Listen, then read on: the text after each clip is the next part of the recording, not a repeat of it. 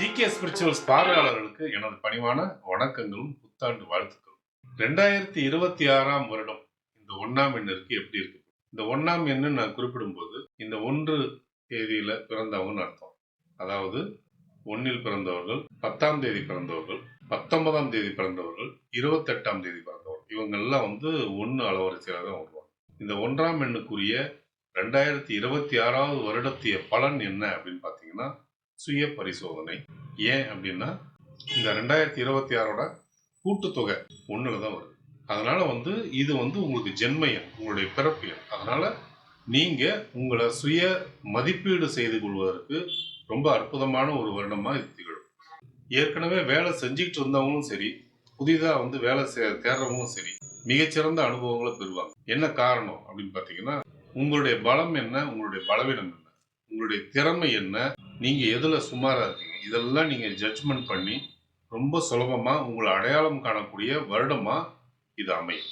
அதனால நீங்க சிறந்த அனுபவங்களை பெறுவீங்க. இந்த அனுபவங்களுடைய வாயிலால நீங்க நல்ல திட்டமிடல்களை அமைப்பீங்க. அடுத்த வருஷத்துக்கு, அதாவது 2027ஆவது வருஷத்துக்கு தேவையான ஒரு திறமை இதெல்லாம் இந்த வருடம் நீங்க அடைவீங்க. அது மட்டும் இல்ல, உங்களை சுற்றி உள்ள மனிதர்களை பத்தி நீங்க தெரிஞ்சு கொள்ளக்கூடிய நேரம். அவங்களுடைய உண்மையான முகங்கள் உங்களுக்கு அடையாளம் தெரியும்.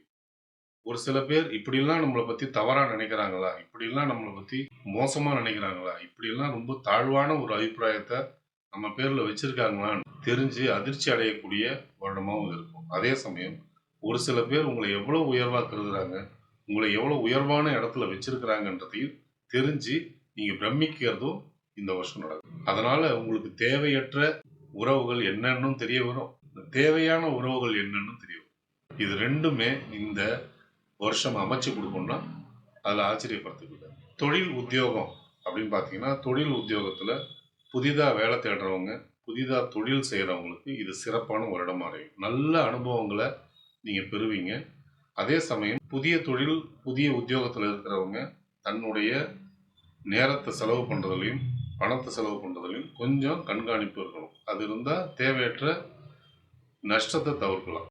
வேலையில் இருக்கக்கூடிய நபரா நீங்க இருந்தீங்கன்னா, அல்லது சொந்த தொழில் பண்ணக்கூடிய நபரா நீங்க ஏற்கனவே இருக்கீங்கன்னா, இந்த வருடம் உங்களுக்கு எந்த வகையில இந்த தொழிலை விரிவு பண்றது அல்லது இந்த தொழில என்ன மாற்றம் பண்றதுன்ற விஷயம் புலப்படும். அதே மாதிரி எப்படி நீங்க சம்பள உயர்வு பெறுறது, எப்படி மற்றவங்க கிட்ட தன்னுடைய மதிப்பை உயர்த்திக்கிறது அப்படின்ற ரகசியத்தையும் இந்த வருஷம் உங்களுக்கு விளக்கும்.